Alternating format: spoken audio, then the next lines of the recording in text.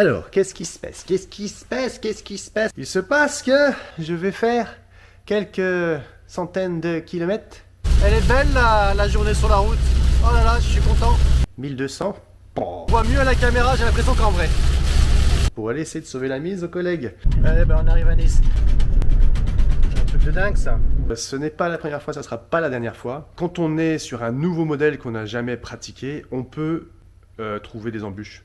Il y a des petites subtilités, il y a des petits pièges, il y a des petits trucs, des petites choses reloues. C'est pour ça que je n'ai pas fait de vidéo jusqu'à maintenant. J'avais l'intention d'en faire une au départ pour montrer un peu comment faire la courroie de distribution.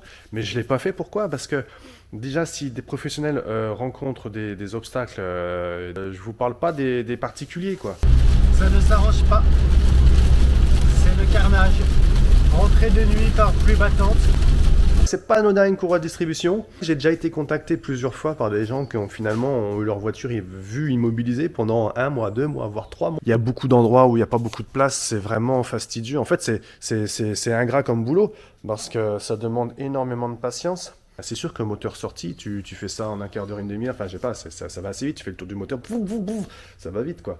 Mais moteur en place, c'est une calamité. Enfin bref, donc là on va essayer de sauver le truc. Je vais retenter dans un premier temps de refaire le calage à ma sauce, hein, comme je fais l'habitude, aux petits oignons.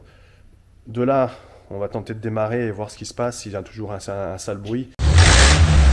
Vaut mieux faire dans cet ordre-là parce que j'ai besoin quand même de vérifier s'il y a plus de peur que de mal, plutôt que d'aller commencer à investir et ouvrir le bloc, etc. Bon, je vais quand même passer la petite caméra endoscopique, mais le problème c'est que la caméra comme ça endoscopique, il ne faut pas trop vite s'affoler parce qu'on a toujours l'impression de voir des trucs abominables. Bon, ce qu'on va faire, c'est que je vais quand même essayer de faire une lecture des codes défauts pour voir un peu par curiosité. En espérant qu'ils m'en ont laissé si jamais ils ont voulu tout effacer. Le problème c'est que quand c'est pas bien calé, etc., ça va pas forcément le dire si la voiture ne démarre pas. Ok, bon bah il s'avère que c'est totalement décalé. Pas suffisamment j'espère pour que les soupapes rendent compte les pistons. Je pense pas, hein, parce qu'on peut quand même décaler de plusieurs crans. Sur la nôtre on a une chance de s'en sortir, on peut pas mal décaler avant que ça touche. Je vais brancher ma petite caméra endoscopique. Ouais. C'est un peu proche, je vais prendre le piston numéro 2. Où est-ce que t'es passé? C'est incroyable ça, hein, ça c'est ma spécialité. Alors là, si je peux, j'ai bien un défaut, un bon défaut, c'est que je pose mon outil. Ah bah elle était cachée là, elle était cachée, c'est pour ça. Hop, numéro 2, on va le mettre là-haut. Ah, on entend l'âne au loin.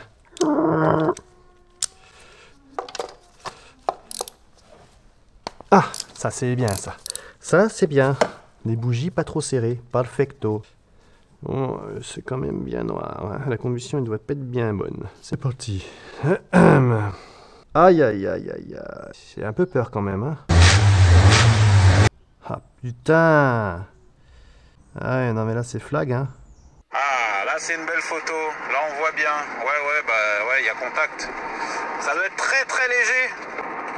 Moi, par principe, dès qu'il y a contact, je cherche pas à comprendre, je saute. Je dis non, bah, c'est bon, ça va passer, machin, paf. Le mec, il a roulé avec la voiture, il a pris 2-3 fois 7000, pouf, une soupape qui a dégagé. Et puis, c'était pas grand chose, hein, c'était décalaminé comme ça, quoi.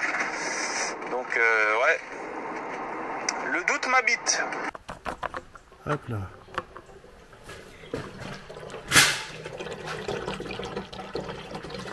Ah, je te jure. Je commence à vouloir désolidariser les poulies des arbres à cam. Donc la croix, bah, elle a quel emplacement possible, on est d'accord. Donc normalement, théoriquement, les poulies là, je dois pouvoir mettre à plat ma cale de l'autre côté. Sauf que si l'arbre à cam à échappement, il n'y a pas de problème, il est bien en face du plan de joint. Là ça va pas là. Là ça va pas là. Alors tu vois, pour que je retrouve le plan de joint là, il faut quand même que j'aille tourner. Attends. L'arbre à cam, un peu, pas mal. Tout ça. Je t'explique là, et je vois qu'il me manque un rush. J'ai dû inverser un moment de pause et d'enregistrement au niveau de la caméra. Donc ce qu'on ne voit pas, c'est que normalement entre les deux poulies, on met une croix. Donc on insère une pige. Et en face, ça correspond à la cale à plat. Et même là, il y avait déjà une erreur, tu vois. C'est-à-dire que l'arbre à cam admission, la poulie n'était pas serrée correctement. Elle était déjà déphasée elle-même. En plus de la courroie de distribution que j'ai récupérée décalée de plusieurs crans. Donc ça faisait beaucoup de... Donc ça, je sais pas depuis quand ça date. Je sais pas si c'est à cause des impacts que ça a pu faire ça, je pense pas. Donc c'est très bizarre ce moteur. Donc du coup, tu vois, là, comme j'ai desserré les poulies, bah, j'aurais plus qu'à remettre en face au moment de serrer, tac tac, pour que ça corresponde bien à la barre, bref. Mais là, tu vois, ça c'était... C'est un élément en plus qui est bizarre. C'est pas grave. Allez, je continue. Tiens, regarde, je m'apprête à dévisser les vis qui tiennent... Et là, qu'est-ce que je vois? C'est déjà dévissé, tu vois, celle-là, elle est déjà dévissée, celle-là. Celle-là est déjà dévissée, d'ailleurs, ça se voit. Ça se voit puisqu'elle est complètement oxydée, tu vois. Celle-là qui était vissée, elle n'est pas oxydée. My God!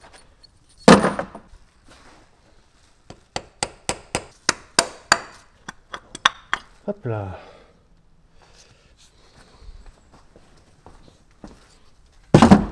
Il y a encore les injecteurs en place parce qu'ils sont récalcitrants, donc au lieu de tirer dessus comme un âne, bon écoute, ils vont pas me déranger pour l'instant, donc je les laisse dans la culasse.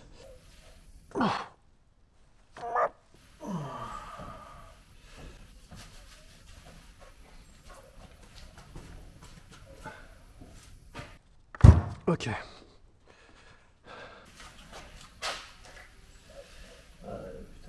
Il va rester encore de la flotte. Tu vois les impacts là, sur le petit rebord? Ok. Donc la soupape est venue décaper à chaque fois. Tu vois, c'est venu à chaque fois décaper et toucher la partie la plus en relief en fait. Hein. Ok. Donc c'est pour ça qu'on voit une petite arête brillante. Même si ça manque de lumière, je pense qu'on discerne là. Malgré tout, même si les soupapes ne sont pas trop marquées elles-mêmes, on va pas prendre de risques. Je vais les changer par d'autres, hein, d'autres que j'ai en stock. Les roder, prendre le jeu puisqu'on aura peut-être un jeu différent effectivement avec les poussoirs. Tu vois, ils sont quand même bien calaminés. Hein. Je pense qu'on va en profiter aussi pour faire les joints de queue de soupape. Puisqu'on en est là. Les soupapes d'admission, elles sont toujours un peu calaminées, mais là, plus que d'habitude. Hein. Après, elles sont pas très marquées hein, au niveau du contact. Peut-être qu'on aurait pu les réutiliser, mais dans le risque, puisque j'en ai d'autres qui n'ont pas pris de contact dans la tronche, eh ben, on va les changer. Hein. Je vais les décaper puis les changer. C'est mieux. J'aurai un petit rodage à faire pour le siège, au cas où, pour bien s'assurer de l'étanchéité. Bon, ce qu'on va faire, parce qu'à un moment donné, je vais devoir retourner la culasse et tous les poussoirs vont se casser la gueule, c'est sûr, ils vont tous tomber. Pouc. J'ai pas envie que ça m'arrive, donc je vais les noter. Attends, je vais montrer de plus près. 3,100. Tu vois ou pas?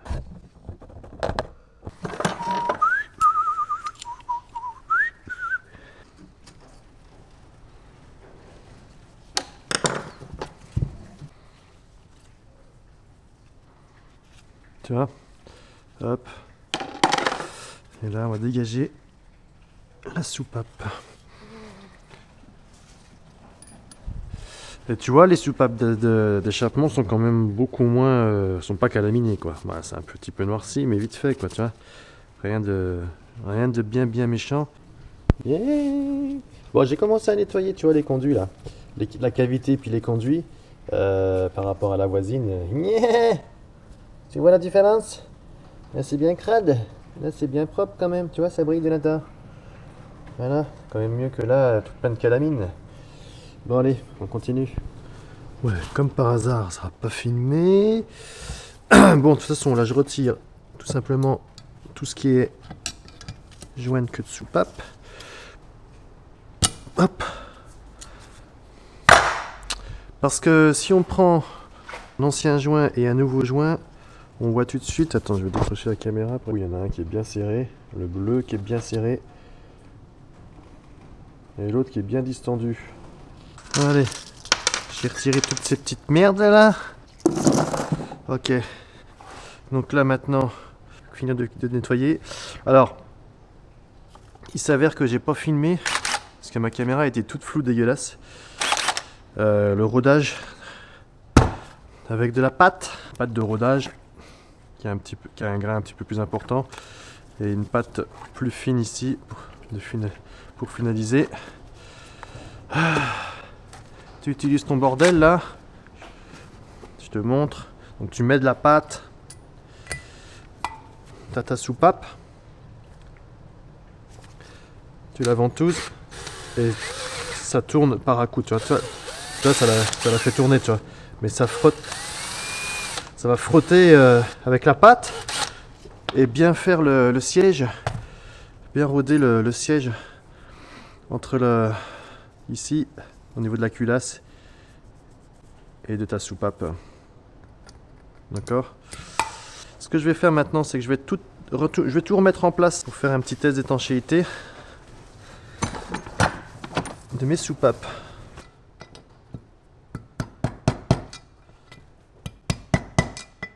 Bon, et bah ça y est, on arrive à la partie la plus casse-couillotte, tu sais ce que c'est? C'est d'aller remettre les, les soupapes avec les petites demi-lunes là. Hein, les ressorts et les demi-lunes. Le truc bien chiant. Mais bon. Alors là, la technique là, c'est de surtout pas économiser sur la graisse. Hein, c'est comme ça qu'on arrive à replacer les demi-lunes. On lui balance beaucoup de gras dedans. Tu vois? Beaucoup. Sinon, s'il n'y en a pas assez, tu chipotes et ça colle pas. Et là, je sais pas si ça cadre. Tac. Ah bah d'accord, j'ai plus de lumière, c'est la fête.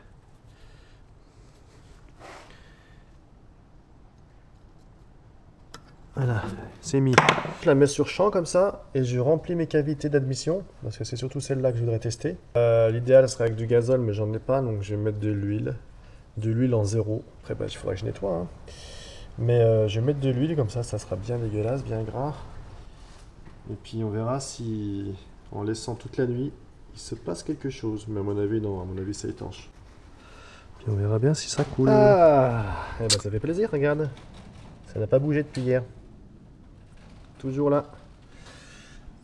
Ça n'a pas coulé, il n'y a rien sur le chiffon. Il est toujours propre le chiffon. Il y a toujours sa petite tache d'avant qui n'a rien à voir. Parce que ça aurait coulé ici sinon. Il va s'agir de vider ça sans me dégueulasser. Ah là là, sans tout dégueulasser. Hein? Je sens que je vais en mettre au large. C'est lourd en plus cette merde.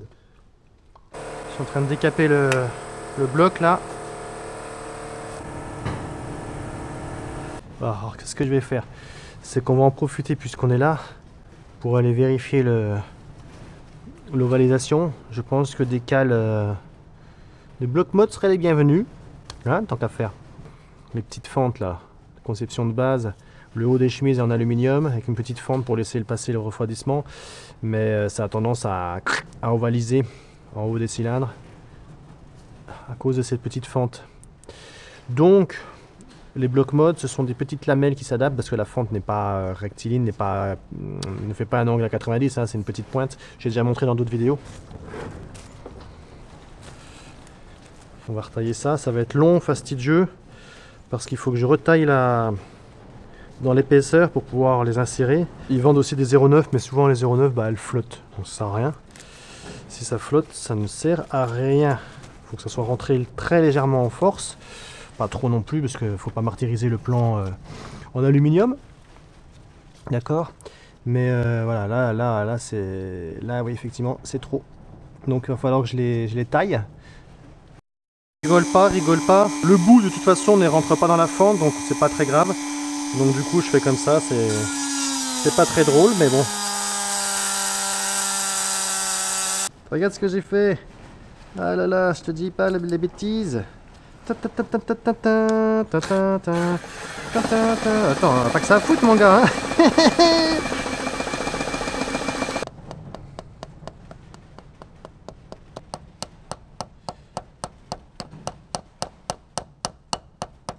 On est bien parce que on est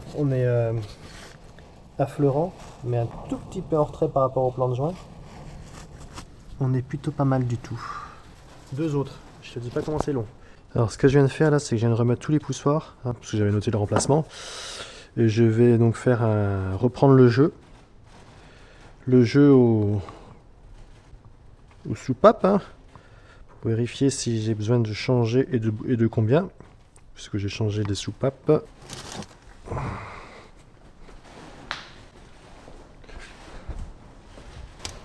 À la rigueur, là, j'aurais pu me passer de serrer au couple, etc. Mais bon, comme ça, on aura vraiment le bon serrage pour être sûr des jeux que je prends. Merde. C'est le truc du pauvre.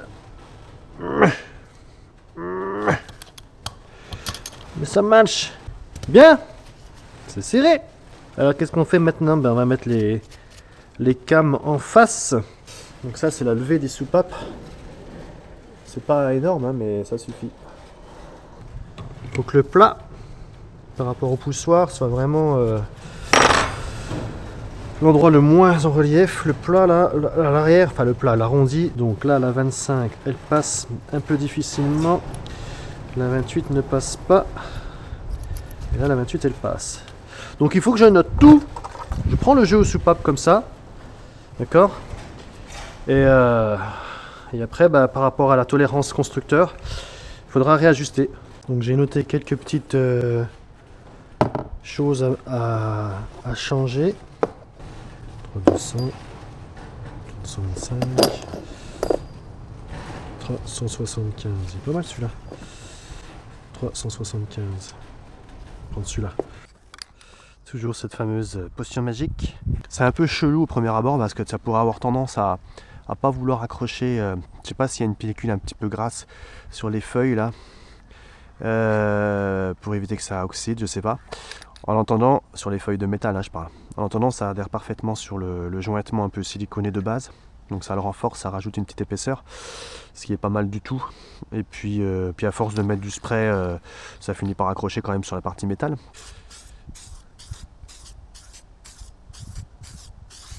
Première couche, je vais le décrocher du carton pour pas que ça colle après. Hop. Voilà, je vais le remettre ça à l'abri du vent, on ne sait jamais. Pendant ce temps-là, je vais préparer les vis de culasse. On va les graisser à la graisse ARP. Toujours dans mon fameux meg. Pas regarder le bordel sur mon plan de travail, j'ai déjà dit. C'est vrai que je pourrais faire pour les vidéos un plan de travail propre. Ah là là, un truc vraiment joli. Mais bon. Petit chiante, la pâte chiante. Devoir remettre ça en place sans ruiner le joint. Sans que ça frotte de partout sur les bords. Sans y laisser sur les gants. Normalement, ça va bien puisque j'ai laissé reposer suffisamment de temps. Là. Alors maintenant, il y a l'enfoncement par rapport au guide là. Qui est pas très pratique. Hop là. Hop là. Hop là. Ok. C'est en place. T'as les pièces qu'il faut? Ouais, ça y est, j'ai récupéré les pièces que je voulais. Ah, il avait fait des grosses erreurs, le gars. Je suis en train de filmer, donc on va pas en parler. Ah ouais, ok.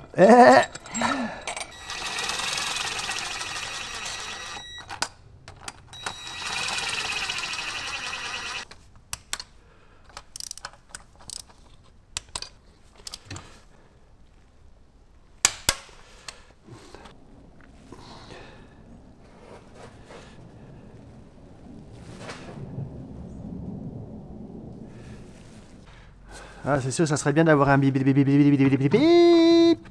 Mais je n'ai pas ça. On se débrouille avec les moyens du bord. C'est pas grave, hein, tant qu'on respecte. Alors tu vois, on n'entend pas un seul craquement de visserie, tu vois. Non, là on est bon, au niveau du serrage. Si tu mets pas assez de graisse, je peux te dire que les vis, elles vont faire clac, clac, clac, clac, clac, clac, clac, clac, clac, clac. Et là, il y a zéro claquement, mon gars.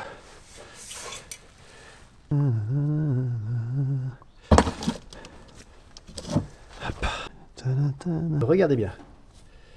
Donc la cale à plat là, tu vois, elle ne grippe pas, elle est vraiment libre de chez libre, d'accord. Ok. Et la croix au bout entre les deux têtes, les poulies, pareil, libre de chez libre, tu vois, aucun effort pour la rentrée. Donc là, on est parfaitement aligné, les poulies sont serrées, ça y est, bloquées par rapport aux cibles, avec la cale au bout des arbres. Là, c'est 100%, tu peux pas mieux faire, on est d'accord? Ensuite, le bas, je suis déjà à la pige. Je suis à la pige, tu vois, c'est bien tendu entre les deux poulies, c'est bien tendu avec le bas. Je vais faire mes 2 ou 4 tours. Je vais rebloquer le volant moteur et j'ai l'outil donc de blocage au niveau du volant moteur. Et là, je vais serrer définitivement. J'ai rien filmé du remontage. J'ai rien du tout filmé parce que j'ai pas envie. Il fallait que j'avance quand même.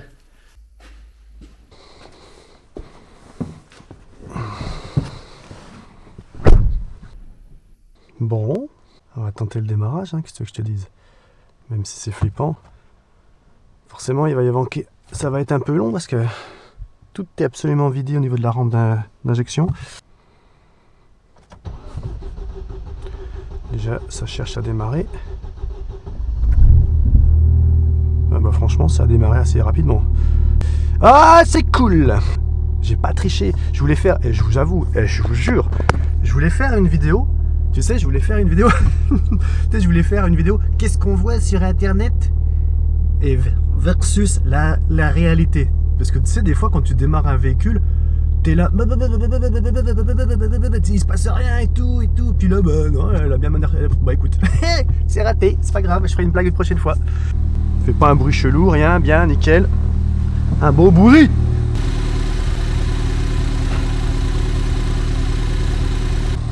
On va faire une petite vidéo pour le copain. Je suis content, je suis content. Je suis content.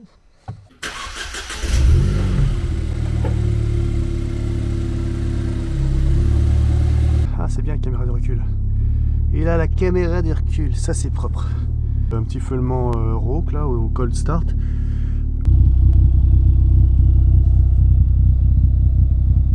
Bon bah plus qu'à, ça va fumer un peu, là ça commence d'ailleurs. Les joints de connecteur tout neuf. 81 degrés de flotte. On va pouvoir faire chauffer un petit peu tranquillement. Un petit coup de gaz normal. Je suis plutôt franchement non, c'est bien là, ça. J'ai pas de bruit de tremblement chelou, donc tout va bien. Bon, elle veut pas chauffer, il faudrait peut-être que je mette un peu le pied sur le gaz, histoire de déclencher un peu le ventilo. Mais bon voilà, c'était pour faire bien circuler l'eau aussi. Voilà, il s'est stabilisé là, entre le maxi et le mini, nickel. C'est fini. Coucou bébé. Et... on va faire un petit tour. Hey, c'est la première fois que j'essaye une ST200. Ce qui m'intéresse là le plus, c'est de voir le rapport de boîte. C'est un très bon compromis pour celui qui continue de faire de la route et qui fait aussi du circuit, d'avoir un peu plus de pêche. 200 tours plus haut que sur la ST180. Par contre, avec la mienne, je serai encore 200 de plus, donc je serai à 400 par rapport à 180. Enfin bref, vous avez compris.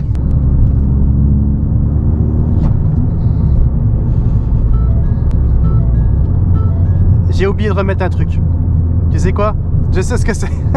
Ah, j'ai démentionné. Je sais où c'est juste au niveau du papillon moteur.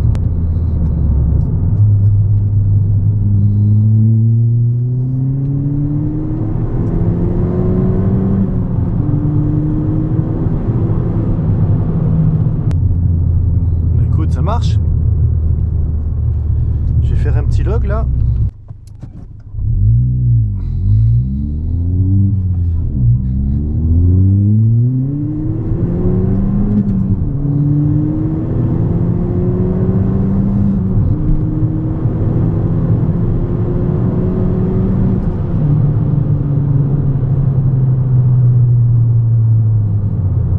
Alors, voyons voir.